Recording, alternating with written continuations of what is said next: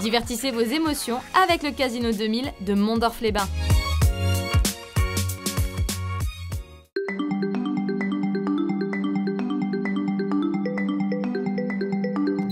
Bonjour à toutes et à tous et bienvenue dans cette nouvelle boîte à malice qui vous réserve une fois encore de belles surprises puisque nous allons faire connaissance avec un collectionneur et passionné de jeux vidéo, David Rouby. Il a d'ailleurs monté sa société en la matière, Triptych Game. Nous continuerons de jouer mais cette fois en réalisant des puzzles et vous verrez que la société Alizé Group y est complètement accro. Étienne de son côté s'est intéressé à la centrale de Cattenom qui est bien plus qu'une centrale nucléaire à ses yeux. Et puis, par ces temps pluvieux et neigeux, nous vous donnerons quelques belles idées de lecture. Mais tout de suite, nous allons passer en cuisine avec l'Amour Food. Rappelez-vous, ce duo gourmand avait régalé le personnel hospitalier pendant le premier confinement. En ces temps plus que contrastés, ils se démènent pour maintenir leur activité et proposent des déjeuners à emporter du lundi au vendredi. Je vous propose de les retrouver au fourneau, à Blida, à Metz. Bienvenue dans la boîte à malice.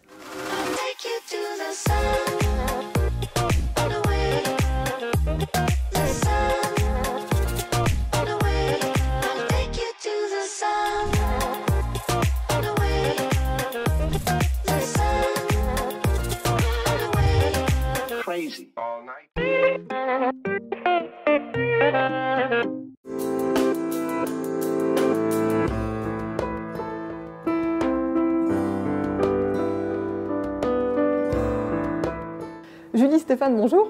Bonjour. Bonjour Alicia. Merci beaucoup de m'accueillir ici à Blida. On est un peu dans votre deuxième chez vous, c'est votre cantine puisque nous sommes à l'Amour Food. L'Amour Food, c'est un concept innovant que vous avez lancé avec cette envie de remettre une cuisine saine, plus juste, au cœur de vos préoccupations, de faire en fait que l'amour finalement revienne au cœur de la cuisine. C'est ça l'Amour Food avant toute chose? C'était avant tout l'amour des bons produits, l'amour des bonnes tables et puis l'amour des gens. Parce que là, ça nous manque un peu, à vrai dire, mais à la base, c'est pour ça qu'on fait ce métier. Et une histoire d'amour que vous écrivez à deux, en duo d'amoureux.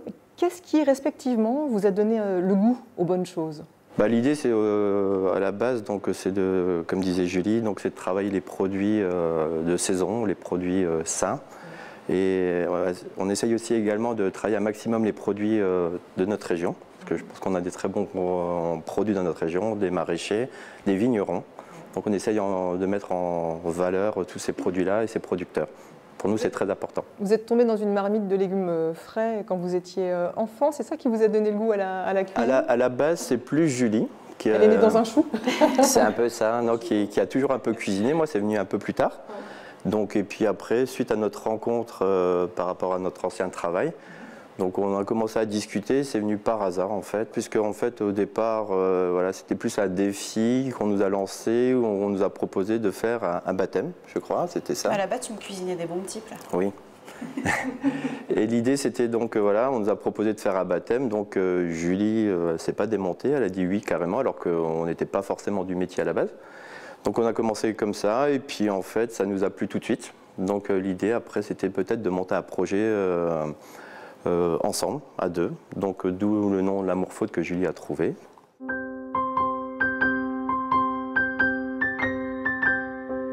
C'est quand même quelque chose de cuisiner pour soi ou pour son amoureux, son amoureuse, et tout d'un coup de passer à cuisiner pour une centaine de personnes, il y a une autre dimension quand même. C'est pour ça que moi j'ai quitté mon ancien métier, où je suis retourné à l'école à 34 ans, 37 ans même, à l'école hôtelière, pour pouvoir me former à une cuisine professionnelle. Parce qu'il y a vraiment une différence entre cuisiner pour ses amis à la maison, bien sûr, et cuisiner de façon professionnelle pour plusieurs dizaines, voire centaines de personnes au quotidien. Je suis reparti de zéro, retourné à l'école hôtelière. Après, je me suis formé dans différentes maisons sur Metz, pour avoir un maximum d'expérience. Et c'est là que Julie, par la suite, elle m'a rejoint sur le projet. On forme un duo, même un trio maintenant avec notre petite fille, qui accepte aussi le fait qu'on travaille énormément. Et et on a eu l'opportunité d'arriver à Blida il y a 4 ans. Il nous a tendu la main et depuis, ça fait maintenant de façon vraiment professionnelle depuis 4-5 ans qu'on fait ça. Est-ce que chacun a peut-être un rôle bien défini, justement, dans cette petite entreprise? Oui, moi la pâtisserie. Oui. Moi là-bas, je faisais vraiment de la pâtisserie pour les amis, la famille, et puis ça plaisait, donc j'ai continué. Moi par contre, je ne me suis pas formée à la pâtisserie, c'est encore un rêve et je pense que je le ferai. Mmh. Et pour toujours m'améliorer, puis apprendre plein de choses, c'est toujours ça, la quête d'apprentissage, quoi. Et puis je cuisine aussi salé, mais à la maison essentiellement, du coup je laisse la place au maître. Donc c'est plus pour Stéphane, la cuisine salée. Il n'est pas fan de la pâtisserie.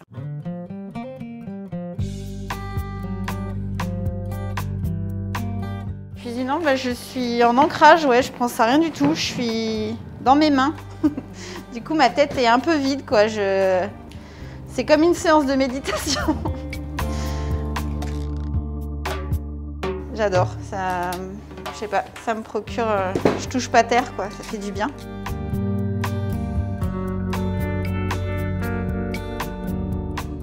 Pour vous, ce qui fait avant tout qu'un plat est bon, c'est quoi? Je pense que c'est ce qui nous ressemble beaucoup, c'est la générosité. En fait, pour nous, il est très important. Un client, même qu'on ne connaît pas, pour nous, c'est important que quand il vient manger chez nous, c'est qu'il se sente comme à la maison. Voilà. Donc, voilà, on a une cuisine conviviale. Donc, c'est vraiment, je pense, la règle numéro 1 qu'on a, c'est que la personne se sente bien en venant manger chez nous. Et beaucoup d'amour dans nos plats. C'est un peu cliché, mais mettre beaucoup d'amour dans ce qu'on fait, donc c'est très important. Non, mais je crois que c'est vrai, générosité, c'est vraiment la chose la plus importante. Et les bons produits, évidemment, mais le côté généreux, c'est important. Ouais. Il y a quand même des plats qui font un peu votre marque de fabrique. Je crois que vous aimez les voyages et que de vos voyages, vous avez rapporté aussi des saveurs. Je pense que la gastronomie française est très importante, mais à travers le monde, il y a énormément de choses qui sont très bonnes à manger. Donc avec Julie, on a pas mal voyagé avant vraiment de se lancer dans ce métier. Donc on a rapporté des expériences et on essaie de le mettre en place au quotidien. Donc chaque semaine, il y a au moins minimum un plat qui vient d'Asie. Le pad thaï notamment. Il y a le pad thaï, il y a le ramen, il y a beaucoup de choses voilà, qui viennent un peu partout d'Asie. Et aujourd'hui, ça sent très bon, c'est couscous. Hein. Voilà, on n'est pas du tout en Asie, mais voilà, on essaie de faire voyager un peu les gens. Et puis de faire plaisir aussi aux gens, parce qu'il y a des plats que les gens aiment et qu'on aime faire aussi et qui sont plus traditionnels.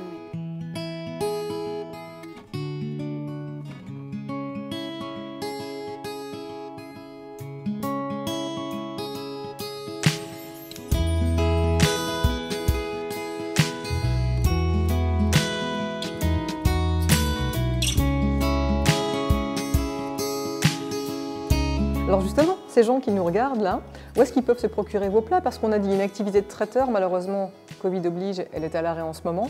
On espère très vite que les festivals vont reprendre, les événements, pour que vous puissiez avoir une activité plus dense. Pour autant, ici, à Blida, on peut récupérer des plats. La cuisine est restée ouverte, notre lieu est resté ouvert.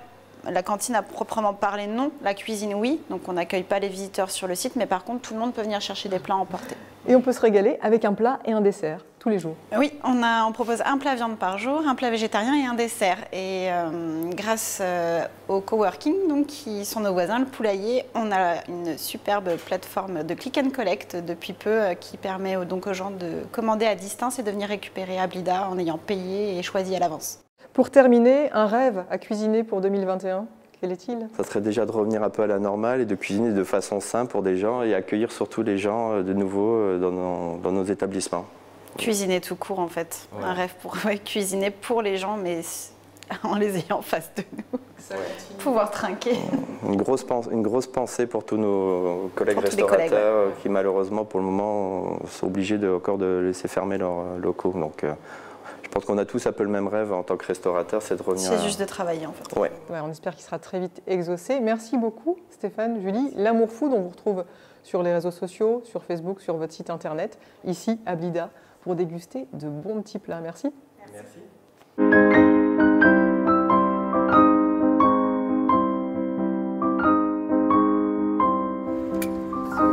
Merci à vous, bonne journée, à bientôt. Julie et Stéphane, qui il y a quelque temps ont embauché une salariée, Lauriane, qui a donc rejoint la famille L'Amour Food. On espère qu'ils pourront très vite reprendre une activité normale, eux comme tous les restaurateurs. En attendant, allez faire un tour sur le site qui est apparu sur l'écran pour pouvoir commander leurs bons petits plats. Dans notre boîte à idées aujourd'hui, on retrouve un concert, celui de Dom Colmé à l'aérogare Station Lothaire de Metz. Alors bien sûr, vous ne pourrez pas y assister en chair et en os, mais depuis votre canapé confortablement installé, ça sera un concert Facebook Live et ça va nous faire beaucoup de bien car on a besoin de musique et on a besoin que les musiciens jouent. À cette occasion, Dom Colmé va livrer un nouveau titre, L'état-major, qui entre en résonance avec ce que nous vivons aujourd'hui. Mais en attendant de découvrir ce titre, écoutons cet extrait enchanté par Parenthèse-moi. Avec ou sans tenue, sans retenue, ma vérité tenue à distance. J'ai filé vrillé, que suis-je devenu? Désobéissant à ma conscience, réalise-moi ton cinéma. Ça n'a plus tant d'importance. Réalise-moi, sublime-moi, façonne-moi à ta cadence. Yeah. Dom Colmé que vous allez pouvoir retrouver pour un grand concert Facebook Live avec une flopée d'invités. Ce sera depuis l'aérogare Station Lothaire à Metz, samedi 23 janvier à 21h. C'est gratuit, n'hésitez pas à rejoindre l'événement. Et puis, n'hésitez pas également à aller faire un tour sur son site internet pour télécharger son dernier single. Et si vous souhaitez prendre un grand bol d'air frais et puis pédaler à vélo, n'hésitez pas à rejoindre la Vélorussion. Cet événement a lieu tous les mois. Vélorussion, c'est l'occasion de se réapproprier l'espace urbain à vélo et de réclamer un réel partage de la route. C'est en somme un rassemblement cyclo-militant qui se déroule donc tous les mois dans la joie et la bonne humeur. Rendez-vous vendredi 29 janvier à 19h sur le parvis de la gare pour la nouvelle Vélorussion. Je vous propose à présent de cultiver votre âme d'enfant avec David Rouby, un passionné de jeux vidéo qui a décidé de monter sa société Triptych Game, une société de vente, de location, de réparation de bornes d'arcade et de flippers. Et autant dire que ça m'a donné envie de jouer moi aussi. Donc là j'ai encore des flippers, là j'ai des bornes japonaises que je dois réparer, encore un jeu Star Wars, les fameux jeux de voiture on joue à deux. Une trentaine de bornes d'arcade et de flippers au total que David Rouby a collecté au fil du temps. Des bornes de jeu dont il découvre les premiers modèles alors qu'il n'a que 5 ans. Dans le café alors tenu par ses parents, il gravit la montagne que représente le tabouret de bar pour atteindre son premier joystick et prendre un grand bain de pixels. À l'époque c'était payant, donc quand on mettait une pièce on jouait un petit peu sa vie. Il fallait tenir le plus longtemps possible, donc il y avait une appréhension. Dès qu'on mettait la pièce, les jeux ça peut être assez difficile même au départ quand même, donc on faisait le maximum, on essayait de se concentrer, voilà, c'est un peu ce souvenir-là que j'ai au départ. Voilà. 40 ans plus tard, les bornes d'arcade apparues entre 1979 et 1986 appartiennent à l'âge d'or des jeux vidéo. Il se trouve que David a conservé les plus mythiques d'entre elles, Pac-Man, Space Invader ou encore Donkey Kong, des bornes d'arcade dédiées, c'est-à-dire décorées en fonction des jeux qui s'y trouvent. Alors ici on arrive dans la zone un peu des bornes historiques. On commence par Outrun, donc là jeu de voiture de 86, c'est un des premiers énormes succès des jeux de conduite on va dire, qui plaisait surtout pour son ambiance et la musique, que beaucoup de gens aiment bien. Ensuite là on a Dig Dug. Donc là, par contre, ce jeu-là est redevenu très célèbre parce qu'on en parle dans la série Stranger Things.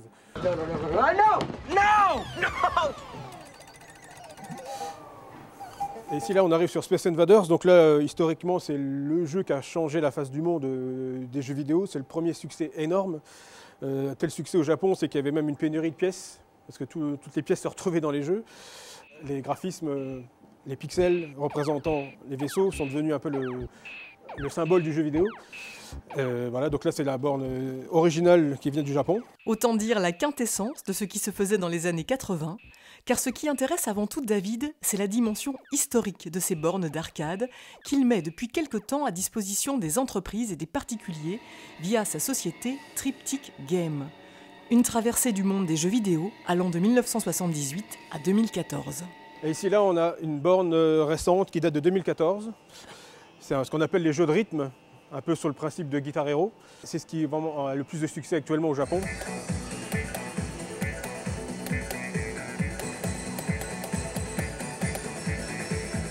Et le succès est au rendez-vous. Les bornes d'arcade voyagent, de soirées d'entreprise, en mariage, en passant par des animations ou des compétitions e-sport. Et dans la famille des jeux qui connaissent un succès égal, toutes générations confondues, on retrouve l'incontournable flipper. L'engouement du flipper a toujours existé par contre, par rapport aux bornes où à un moment donné, plus personne n'en voulait parce que ça prenait de la place. Et l'évolution technique a voulu qu'on ait des consoles à la maison qui faisaient la même chose. Par contre, le flipper, on ne peut pas l'émuler. Il y a une sensation qu'on ne peut retrouver que sur un vrai flipper. Souvent sur les flippers des années 60, qui étaient à rouleau mécanique, il y avait très peu de choses dessus. L'écart entre les flips était assez large, donc on perdait la bille très facilement. Ensuite, vers les années 80-90, les flippers ont commencé à avoir de la technique en plus. Il y a même un des derniers qui était sorti avant, qui est là. Il y a même un écran intégré à l'intérieur qui reflète sur une glace sans teint. Donc là, on a vraiment un mélange flipper-jeu vidéo. Mon préféré, et préféré de beaucoup de gens, c'est le flipper Adams Family, qui est un peu le plus grand succès du flip. C'est celui qui a été le plus fabriqué. Donc là, il est en instance de restauration. Là, j'ai presque terminé. Il y a eu beaucoup de travail. Car David prend un malin plaisir à restaurer et réparer ses propres machines, mais également celles des particuliers. Une activité qu'il a renforcée à l'heure où l'événementiel est à l'arrêt. Alors espérons très vite pouvoir nous retrouver autour de ces bornes de jeu, car comme le disait Aristote, il faut jouer pour devenir sérieux.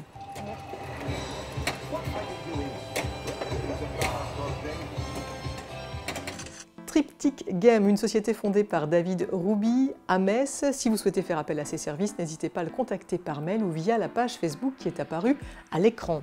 Alors attention, les jeux vidéo sont quand même à consommer avec modération. Il y a d'autres activités que vous pouvez pratiquer au quotidien, comme la lecture, sport de haut niveau, pour faire fonctionner vos neurones. Et si vous êtes en manque de livres en ce moment, que vous n'avez pas d'idées, eh bien je vous propose de retrouver tout de suite Anne-Marie de la librairie Autour du Monde qui va nous donner son coup de cœur de la semaine.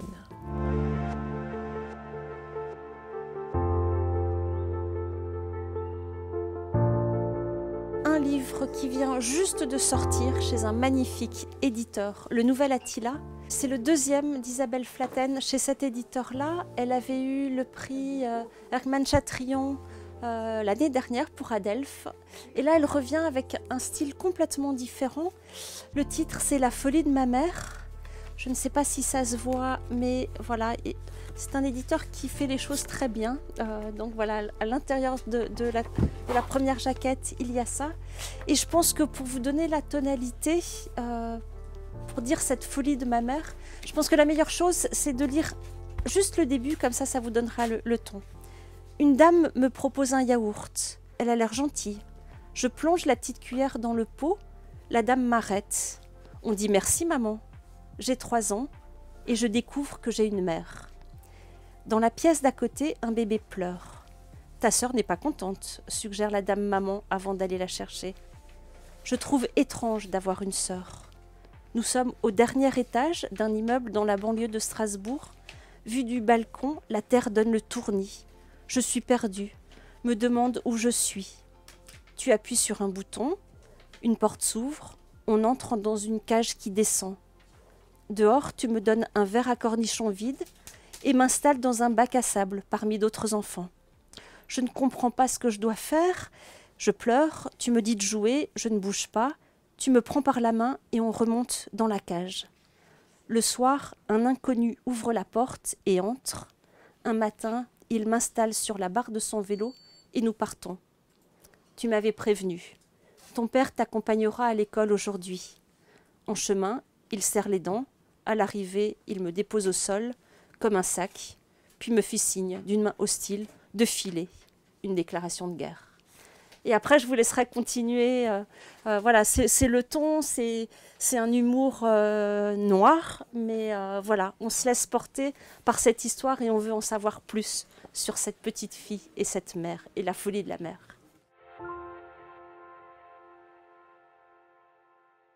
Avec de tels arguments, je pense que vous allez maintenant vous précipiter à la librairie Autour du Monde à Metz ou dans toutes les bonnes librairies indépendantes pour vous procurer La folie de ma mère d'Isabelle Flaten, un ouvrage paru aux éditions La Nouvelle Attila.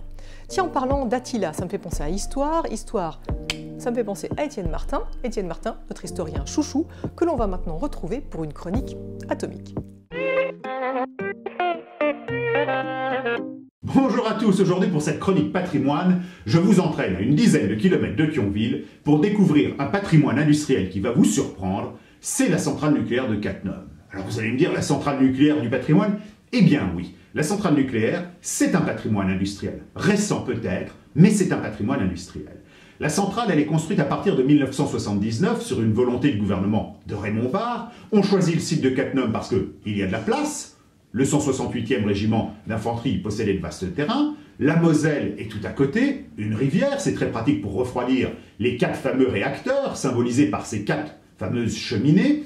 Et puis, il y a également un très faible risque sismique. Alors, si on regarde la centrale, quel est le patrimoine qu'on y trouve? Eh bien déjà, on y trouve un patrimoine architectural. L'architecture de la centrale, elle est due à Claude Parent, un des grands architectes du XXe siècle, théoricien de la fonction oblique, en rupture avec le modernisme, et qui signe ici la centrale de Cattenom. Alors, vous allez dire, mais ces cheminées, par exemple, ces aéro-réfrigérants, elles sont affreuses. Oui, mais pensez qu'aujourd'hui, on préserve les cheminées en briques du 19e, vous savez, ces grandes cheminées toutes fines. Eh bien, qui nous dit que dans 100 ans, on ne préservera pas peut-être ces fameuses cheminées tout en béton, qui d'ailleurs, de vous à moi, ne seront pas si faciles à détruire et à éliminer. Deuxième patrimoine, un patrimoine artistique. Dans le cadre du 1% culture, un grand sculpteur de renom qui s'appelait Jean Cardot, membre de l'Institut, va réaliser un groupe de moutons, on peut toujours le voir à l'entrée, en résine et coloré blanc, vert et rose. Donc vous voyez, patrimoine artistique, dernier patrimoine, un patrimoine naturel. Et oui, ce n'est malheureusement ou heureusement pas contradictoire avec le nucléaire, notamment le lac artificiel juste à côté de Mirgenbach, qui, là encore, abrite des poissons, et ce lac artificiel qui est soumis à des variations de température, eh bien, intéresse beaucoup les scientifiques parce que ce sont de nouvelles données à analyser. Alors voilà, je ne vais pas faire le procès pour ou contre Cattenom, je n'ai pas de position, je suis historien, je ne suis pas homme politique ou défenseur de la nature, j'ai mes opinions, mais voilà, elles ne rentreront pas dans cette chronique. En tout cas, ce que je peux constater, c'est que l'électricité, on en a de plus en plus besoin pour l'informatique, pour les téléphones, pour les voitures, et que eh bien, cette demande permanente d'électricité, qui n'est pas prête de s'arrêter, eh bien, a poussé les autorités à prolonger la durée de vie de la centrale, au moins jusqu'en 2025, si ce n'est plus, hein, et donc à dépasser le fameux plafond des 40 ans d'exploitation, parce que voilà, nous sommes dans une société qui réclame toujours de plus en plus d'électricité pour son fonctionnement quotidien. En tout cas, regardez Cattenom non plus simplement comme une centrale, mais aussi comme avec cette facette du patrimoine. Merci beaucoup Étienne et à bientôt pour de nouvelles aventures en chair et en os. Alors tout à l'heure, nous avons joué au flipper, à Donkey Kong. Je vous propose de continuer à jouer, mais cette fois en réalisant des puzzles. Les puzzles qui ont le vent en poupe depuis le confinement. Mais saviez-vous qu'en Moselle, il se trouve une société justement spécialisée dans la vente en ligne de ces jeux. Elle s'appelle Alizé Group et Gaël Thiss a voulu en savoir plus. Là, vous avez une commande pour un client qui part en région parisienne, dans le 93, avec 2 puzzles. Un puzzle d'art ancien, puisque c'est un Klimt, et un puzzle d'art un peu plus récent, puisque c'est un artiste contemporain. Ces puzzles 1000 pièces sont les produits phares de la société Alizé Group, qui traite entre 1500 et 7000 commandes par jour, toutes marques confondues. Alors, entre réception et expédition de la marchandise, sa vingtaine de salariés rassemblent chaque jour les pièces d'un immense puzzle provenant de l'étranger. Là, vous voyez des palettes que l'on a reçues. Là, en l'occurrence, c'est une livraison qui vient de Turquie et qui va être mise en étagère pour pouvoir être en vente sur nos différents sites internet. Spécialisée dans la vente en ligne, Alizé Group propose actuellement 5000 références de puzzles et développe aussi sa propre marque. Art by Bluebird est le dernier né de sa gamme, actuellement fabriqué en Turquie et en Europe de l'Est. Actuellement, c'est 100 références de puzzles d'art. Et quand la production sera là, eh bien en fait, ça sera infini, puisque n'importe quelle œuvre d'art pourra être commandée sur notre site et produite à la demande et disponible le jour même ou le lendemain. L'entreprise va en effet investir cette année dans sa propre ligne de fabrication de puzzles, un investissement rendu possible grâce à la bonne santé de l'entreprise qui a vu ses ventes exploser durant le confinement. Au mois d'avril, nous avons ouvert le site internet de vente en ligne en France 4 heures. C'est-à-dire en 4 heures, eh bien en fait, on a fait quasiment 1 million d'euros de chiffre d'affaires. Donc oui, une croissance vraiment exponentielle qu'on a limitée par rapport à notre capacité à traiter les commandes. Et nos prestataires, en tout cas certains d'entre eux, ont préféré se concentrer sur leur propre marque plutôt que de produire pour nous. Donc cette pandémie nous a montré qu'on ne peut pas se permettre de mettre en danger l'entreprise parce qu'on est dépendant de l'extérieur. 2,5 millions d'euros seront investis dans ce projet industriel, en partie subventionné par le plan France Relance. Une ligne de fabrication de puzzles qui sera le premier site du genre en France et qui nourrit une ambition, devenir le numéro 2 du puzzle dans le monde, derrière l'allemand Ravensburger. Et on leur souhaite bien sûr d'atteindre leurs objectifs. L'heure est déjà venue de refermer la boîte à malice. Je vous propose comme toujours de le faire en musique, avec aujourd'hui l'auteur-compositrice-interprète Louise Elie, qui vient de terminer d'enregistrer son premier album Ancrage, un album composé de 12 chansons folk écrites en français, album qui sera accompagné d'un très joli livret de 32 pages. Mais pour aller au bout de la réalisation de cet album, il faut en passer par la session pressage. Et pour cela, elle vous demande un petit coup de pouce via sa cagnotte Litchi. C'est pas compliqué, vous glissez quelques euros et en contrepartie, vous bénéficierez de l'album dédicacé par ses soins. Ça sera surtout l'occasion de passer un bon moment avec elle. La preuve en musique avec ce titre que l'on va écouter tout de suite, issu de ce premier album. Et moi je vous dis bye bye. Contre toute attente, j'efface de ces routes brûlantes ma trace. Et contre toute attente, je traque ces doutes assourdissants qui sans doute trépassent. Et la poussière s'étend sur les brancards au ras du sol, vidé de tout soupçon de vie, même nos cœurs sont envahis. Et la poussière s'endort dans les dartoirs de nos vies, même nos peurs auront vieilli. Et de la terre je prends le pli. Contre toute attente, ma place sur ces chemins d'enfance s'efface. Contre toute attente, j'entasse les souvenirs béants. Et la poussière s'étend sur les brancards au ras du sol, vidé de tout soupçon de vie, même nos cœurs sont envahis. Et la poussière s'endort dans les dortoirs de nos vies, même nos peurs auront vieilli. Et de la terre je prends le pli.